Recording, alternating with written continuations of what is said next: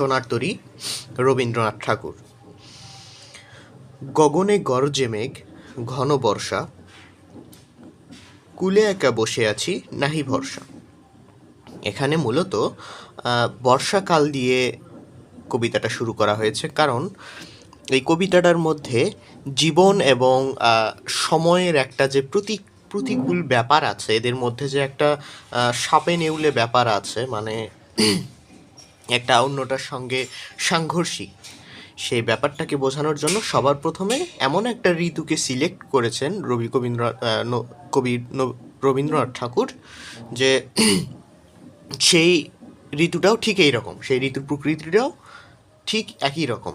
সেই সময়ও এই ঋতুতেও ঝড় বৃষ্টি, প্রতিকূলতা, মেঘের গর্জন, মানে একটা প্রতিকূল পরিবেশের প্রতীক হিসেবে এখানে বর্ষা ঋতুর কথা বলা হয়েছে। কূলে একা বসে আছি নাহি ভরসা।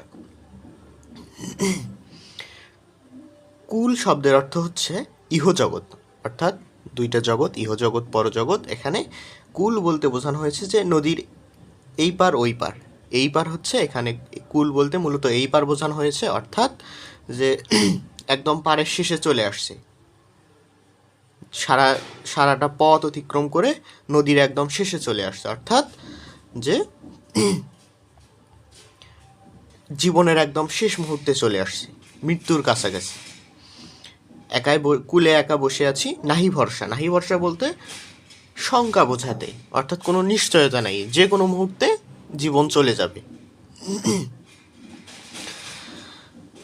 রাশি রাশি ভাড়া ভাড়া, কাটা ধান কাটা হলো সারা। ভাড়া বলতে হচ্ছে ধান রাখার যে পাত্র, সেটাকে ভাড়া বলা হয়। ভাড়া ভাড়া বলতে যে অনেকগুলো ভাড়া, মানে বহু পরিমাণ। এখানে ধান বলতে কিন্তু মূলত ভাড়া বলা হলেও সেটা ধানকে বোঝানো হয়নি, সেখানে ধান রাখার কথা নয়, এখানে সৃষ্টির কথা, অর্থাৎ কবির কাজের কথা, কবির অবদানের কথা, কবির কবিতা রচনার কথা। ধান কাটা হলো সারা। সারা মানে হচ্ছে সমাপ্ত বা শেষ। ধান কাটা হলো সারা বলতে বোঝানো হয়েছে যে জীবনের কর্মগুলো, জীবনের যে উদ্দেশ্য, সেগুলো সম্পাদন করা শেষ হয়ে গেছে। ভরা নদী ক্ষুরধারা। ক্ষুরধারা বলতে ক্ষুরের মতো অনেক তীক্ষ্ণ ধার, অর্থাৎ খড়পর্শা। খড়পর্শা হচ্ছে ধারালো বর্ষা।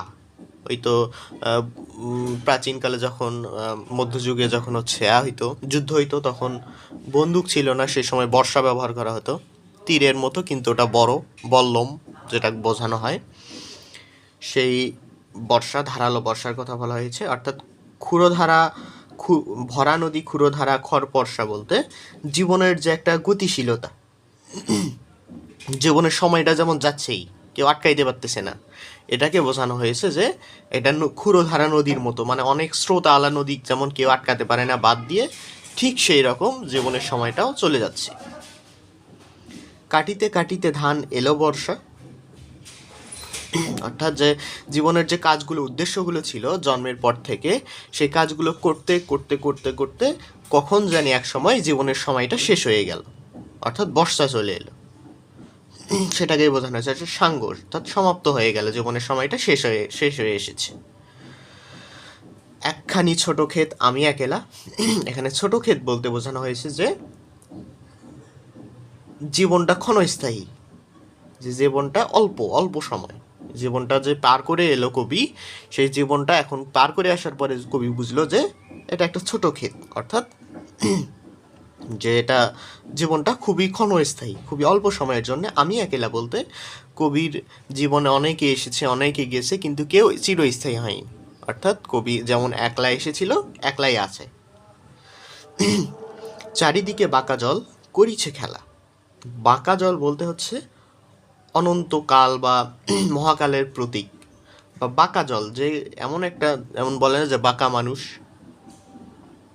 যে কারো কথা শোনে না, এইরকম একটা বাঁকা, ঠিক সেই রকম বাঁকা জল, অর্থাৎ যে এখানে জল বলতে তো সময়, তো বাঁকা জল বলতে এমন বাঁকা একটা সময়, মহাকালের স্রোতের প্রতীককে বোঝানো হয়েছে, অর্থাৎ যেটাকে কেউ আটকে রাখতে পারে না, যেটাকে কেউ বশ মানাইতে পারে না। আর চারিদিকে বাগাজল করিছে খেলা বলতে নদীর উদ্যমতাকে, অর্থাৎ মহাকালের যে অনন্ত স্রোতটাকে এটাকে বোঝানো হচ্ছে। পরপারে দেখি আঁকা তরু ছায়ামসি মাখা,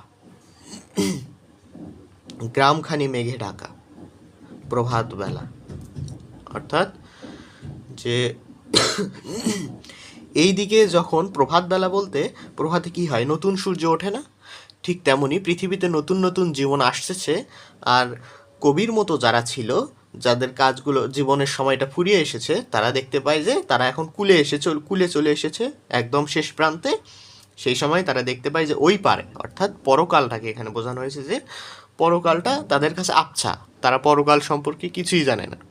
আমরাও তো বর্তমানে পরকাল সম্পর্কে কিছুই জানি না, ওই দুনিয়ার ব্যাপারে সুস্পষ্ট কারোই কোনো ধারণা নেই। তো সেটাকে বোঝানো হয়েছে যে ওই পারের গ্রামটি বলতে মূলত হচ্ছে পরকালকে বোঝানো হয়েছে। পরকাল গাছের ছায়ায় মোড়ানো কালো রঙের মতো আর কি, সেটা বোঝানো হয়েছে। এপারেতে ছোট ক্ষেত আমি একেলা, এপারেতে ছোট ক্ষেত তো হচ্ছে জীবন ক্ষণস্থায়ী, একলা তো একলাই, কবি একাই আছে। গান গেয়ে তরিবে কে আসে পারে, অর্থাৎ এখানে নির্বিকার ভাবে মাঝি বলতে কোনটা, অর্থাৎ মহাকালের সময়ের স্রোতের নদীতে এপার ওপার করছে। অর্থাৎ যে এই তো নদী, অর্থাৎ যে সময়টা এটা অনেক প্রতিকূল, এটা তারা চলেই যাচ্ছে, অনেক মানুষের আকুতি, সময়টা জানি না যায়, অনেক ধরনের প্রতিকূলতা, কিন্তু এত প্রতিকূলতার মাঝেও গান গেয়ে, অর্থাৎ যেদিকে যাই হয়ে যাক, যত প্রতিকূল পরিবেশ হয়ে যাক, মাঝি আপন মনে নৌকা চালাচ্ছে। অর্থাৎ যে এই যে মহাকাল, এটা কারো অনুনয় বিনুনয় শোনে না, এটা নিজের মনে আপন মনে চলতে থাকে, দেখে যেন মনে হয় চিনি উহারে। অর্থাৎ কবি এখন যখন দেখতেছে মাঝিটা আসতেছে,